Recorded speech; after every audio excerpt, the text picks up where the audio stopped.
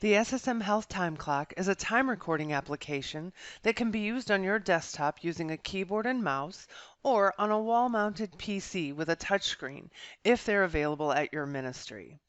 For this demonstration, we will assume you're using a desktop computer.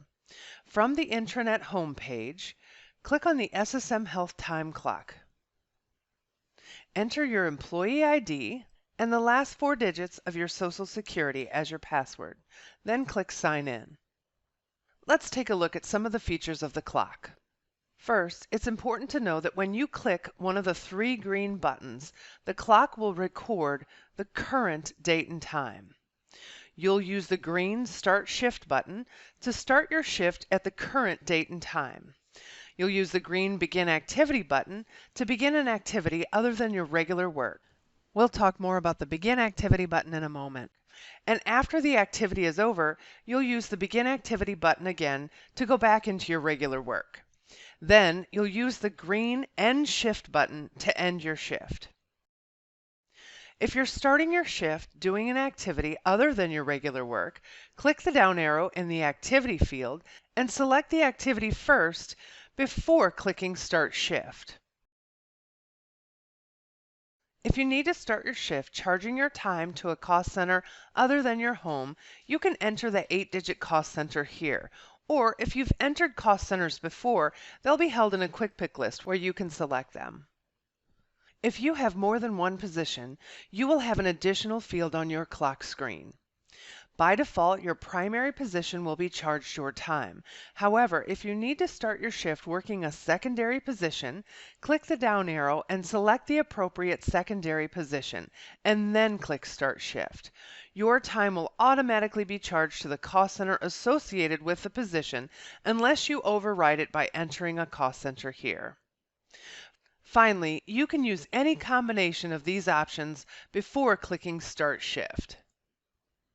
After starting your shift, if you need to record an activity, or charge your time to a different cost center, or work in a different position, you can select the appropriate options and then click Begin Activity.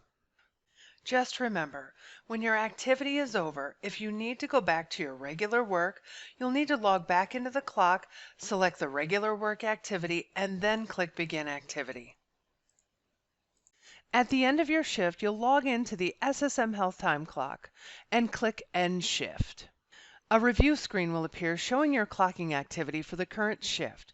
Review each row, making sure your time has been recorded accurately. If you find an activity or a cost center that needs to be corrected, go up and click the green Return to Home and then click the orange Edit Clock Entries. Click the Edit button next to the row that needs to be changed. Make the correction, and then click Update. Now you can return to Home, choose End Shift again, review one more time. If everything looks correct, you'll go to the meal options and select the appropriate meal option. Yes, you received your 30-minute meal break. No, you did not receive a meal break, or you can specify the start and end times for your meal break. Once you make your selection, then click Confirm End Shift. If you forget to record the start of your shift, log into the clock and instead of clicking the green Start Shift, which would clock you into the current date and time, you'll want to go up and click the orange Edit Clock Entries button and then click Miss Start Shift. You'll enter today's date and you'll enter the time you actually started your shift. If you need to charge your time to a cost center other than your home, you'll enter it here. Or if you need to select an activity or a different position, you can select those options as well. Then click Save. If you forgot to record the end of your last shift, the next time you log into the SSM Health Time Clock, you'll need to record the missed end shift before you can record the start of your new shift. Instead of clicking the green End Shift button, which would end your shift at the current date and time, you should go up and click the orange Edit Clock Entries button. Then you'll click the Missed End Shift, select the date that you ended your shift, and then enter the time. You'll need to select the appropriate meal period option, and then click Save.